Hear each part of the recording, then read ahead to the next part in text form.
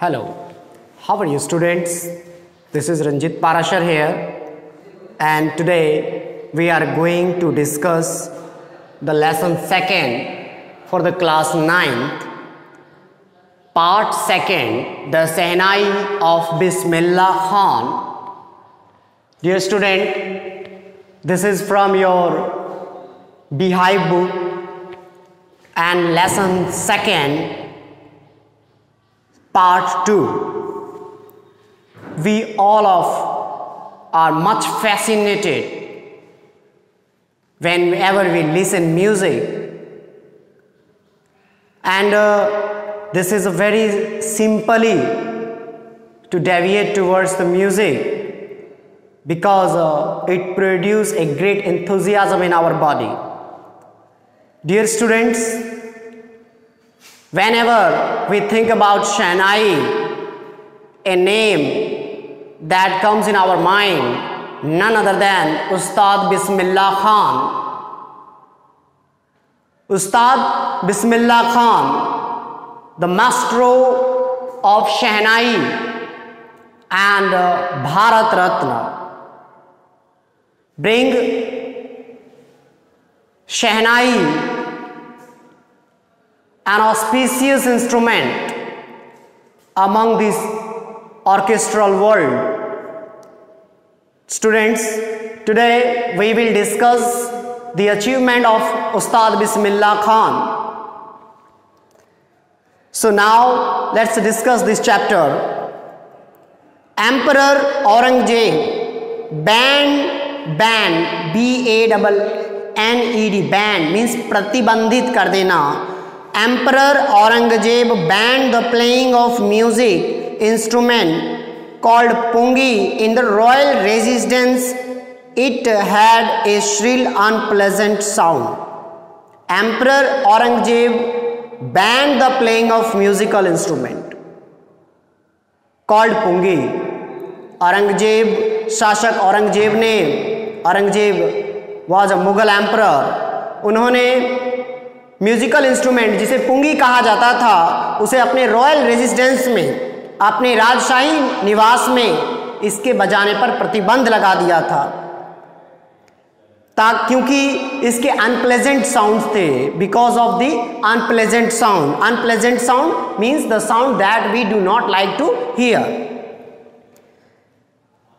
पुंगी become a generic name. Pungi, a wind instrument that look like this. Pungi एक generic नाम था. Generic name means the common name for the reeded noise maker. Reeded means the instrument which is made up of the wind. Normally pungi जो था वो एक generic नाम ऐसा था, ऐसा इस नाम के लिए जाना जाता था जो कि wind instrument था और ये बेहद ही बेकार आवाज पैदा करने के लिए जाना जाता था. Few had thought that it would one day be revived. कुछ लोग ऐसा सोचते थे कि इसे एक दिन रिवाइव किया जा सकता है. Revived means to improve. किसी चीज को पुनर्जीवित करना, किसी चीज को पुनर्निर्माण करना, उसमें सुधार करना. कुछ लोग ऐसा मानते थे कि एक दिन पुंगी को जरूर रिवाइव किया जाएगा, मीन्स इसे जरूर सुधारा जाएगा. A barber of family of professional musicians who had access to the royal palace and decided to improve the tonal quality of the pungi. एक बार्बर मीन्स नाई, those who cut our hairs. A barber of a family of professional musicians, एक नाई जिनका परिवार जो कि professional musicians के परिवार से थे, उन्होंने रॉयल प्लेस में जाकर ये डिसाइड किया, ये निर्णय किया कि वो इसकी टोनल क्वालिटी को, means the sound of the pungi, इस साउंड ऑफ पुंगी को रिवाइव करेंगे, इसे सुधार करेंगे. He chose a pipe with a natural quality. He chose a pipe with a natural hollow stem that was longer and broader than the pungi. उन्होंने एक natural pipe लिया जिसमें होलो स्टेम हो, होलो स्टेम मीन्स खोखली हो, and longer and broader than the pungi. That was the longer and broader than the pungi, and made 7 holes on the body of the pipe. और pipe के ऊपर 7 holes, 1 2 3 4 5 6 7 holes उन्होंने generate किए. And when he played on it, और जब इन्होंने इनके ऊपर बजाया, मीन्स जब इस पाइप को उन्होंने बजाया, closing and opening some of those holes, इन होल्स को एक एक करके बंद करके और खोलकर जब उन्होंने इसे बजाया, soft and melodious sound, melodious sound means heart touching sound, बेहद ही खूबसूरत साउंड प्रोड्यूस हुई. He played the instrument before royalty and everyone was impressed. उन्होंने इस इंस्ट्रूमेंट को राज दरबार में, राज परिवार के सामने, सबके सामने प्रस्तुत किया, बजाया. एंड एवरीवन वाज इम्प्रेस्ड, और हर कोई जो था इससे प्रभावित था. The instrument so different from the pungi had to be given a new name. अब जो इंस्ट्रूमेंट था वो पुंगी से बिल्कुल अलग था, इसे एक अलग नाम दिया जाना था. And as the instrument is different from the pungi, had to be given a new name as the story goes. और जैसी कहानी बताई जाती है, since it was first played in the Shah's chamber, जैसा कि ये पहली बार शाह के चैम्बर में बजाया गया था, means Shah means emperor, and was played by ए नाई और बार्बर, और जैसा कि ये एक नाई के द्वारा बजाया गया था, यानी बार्बर के द्वारा बजाया गया था. चूंकि ये शाह के दरबार में नाई के द्वारा बजाया गया था, इसलिए इसे शहनाई के नाम से जाना गया. And the instrument was named the shehnai, और इस इंस्ट्रूमेंट का नाम शहनाई रख दिया गया. Dear students, now we read further the second paragraph of this chapter. The sound of shehnai began to consider auspicious. जो शहनाई की जो साउंड थी वो एक खास महत्व की होने लगी. Auspicious means a decent value, means एक सबसे खास महत्व की होने लगी. And for this reason it is still played in the temples and is an indispensable component of any North Indian wedding. Indispensable means without which piece of work cannot be done. Indispensable means ऐसा काम जो हो नहीं सकता किसी चीज के बगैर. और आज के डेट में it is still played in the temples, और आज अभी भी ये मंदिरों में बजाया जाता है. And is an indispensable component of A north Indian wedding.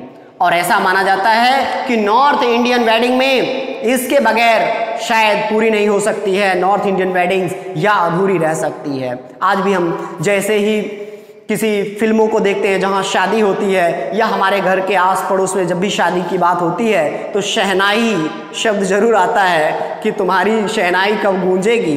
Means शहनाई का कहीं ना कहीं हमारे रिलीजियस रिलेशन है. And the Shehnai was a part of Naubat, or the traditional ensemble of 9 instruments found at the royal courts. और शहनाई जो था वो नौबत यानी कि जो ट्रेडिशनल असेंबल्स थे, यानी राजशाही घराने के जो 9 ऐसे इंस्ट्रूमेंट जो बजाए जाते थे उनमें से यह एक था. Till recently it was used only in temples and weddings. Till recently, अभी तक ये ज़्यादातर मंदिरों में और रॉयल कोर्ट्स में ही बजाया जाता था. और एंड वेडिंग और विवाह शादियों में बजाया जाता था. The credit for bringing this instrument on to the classical stage goes to Ustad Bismillah Khan. यानी उस्ताद बिस्मिल्लाह खान से पहले यह शहनाई या तो मंदिरों में बजाया जाता था, या विवाह शादी में बजाया जाता था, या राजा के दरबार में बजाया जाता था. लेकिन the credit for bringing this instrument on to the classical stage goes to the Ustad Bismillah Khan. लेकिन आज के क्लासिकल स्टेज पर शहनाई को लाने का क्रेडिट जाता है उस्ताद बिस्मिल्लाह खान को. As a 5-year-old, Bismillah Khan played gilli danda. Gilli danda, we all have played in our childhood. As a 5-year-old, 5 साल की उम्र में Bismillah Khan played gilli danda near a pond in ancient state of Dumraon in Bihar. 5 साल की उम्र में उस्ताद बिस्मिल्लाह खान गिल्ली डंडा खेला करते थे तालाब के नज़दीक बिहार के एक डुमराव जिले के बिहार के डुमराव में तालाब के किनारे 5 साल की उम्र में जब उस्ताद बिस्मिल्लाह खान गिल्ली डंडा खेला करते थे, he would regularly go to the nearby Bihari Ji temple to sing a Bhojpuri chaita, at the end which he would earn a big laddu weighing 1.25 kilogram as prize given by the local Maharaja. He would regularly go to the nearby Bihari Ji temple.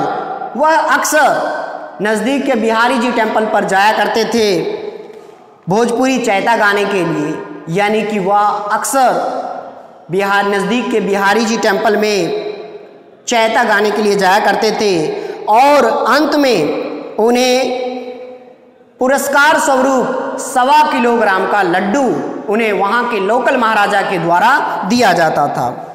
This happened 80 years ago. But dear students, ये आज से 80 साल पहले हुआ. And the little boy has travelled far to earn the highest civilian award in India, the Bharat Ratna. और आज वो छोटा बच्चा भारत के सबसे ऊंचे, सबसे प्रतिष्ठित ऑस्पिशियस अवार्ड भारत रत्न को प्राप्त कर चुका है. बॉर्न ऑन 21 मार्च 1916, 21 मार्च 1916 को पैदा हुए Bismillah Khan belongs to a well known family of musician from Bihar. 1916 मार्च 21 को पैदा हुए बिहार के ये एक बेहद जाने माने म्यूजिशियन परिवार में पैदा हुए थे. एंड हिज ग्रैंडफादर रसूल बख्श खान, इनके दादाजी जिनका नाम था Rasul Bakhsh Khan, was the shehnai nawaz of the Bhojpur kings court. Bhojpur के राजा के दरबार में ये नवाज थे. Nawaz is a kind of post. His father Paigambar Bakhsh and other paternal ancestor.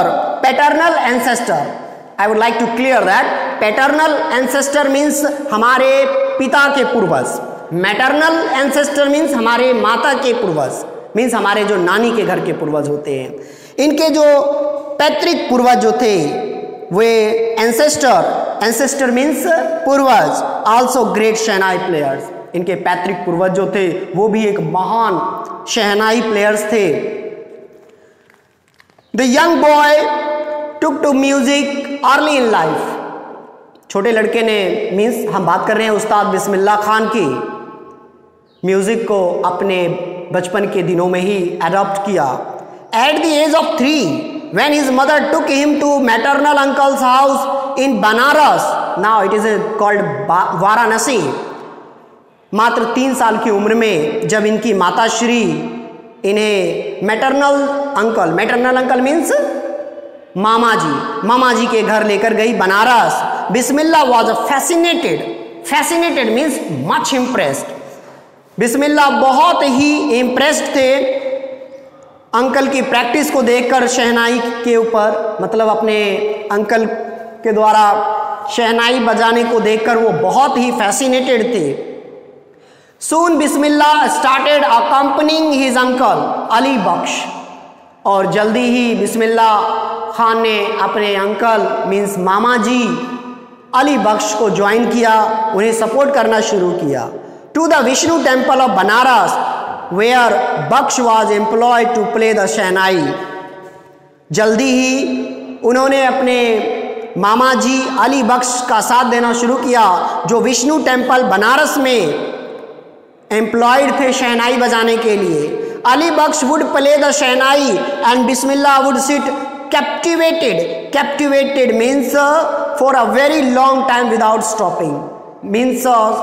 Captivated means एकदम जकड़े हुए उनको देखते रहते थे बजाते हुए इंस्ट्रूमेंट को.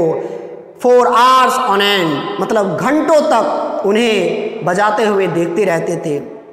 4 years to come For years to come, the temple of Balaji and Mangala Maiya and the banks of the Ganga become the young apprentice's favorite haunts where he could practice in solitude.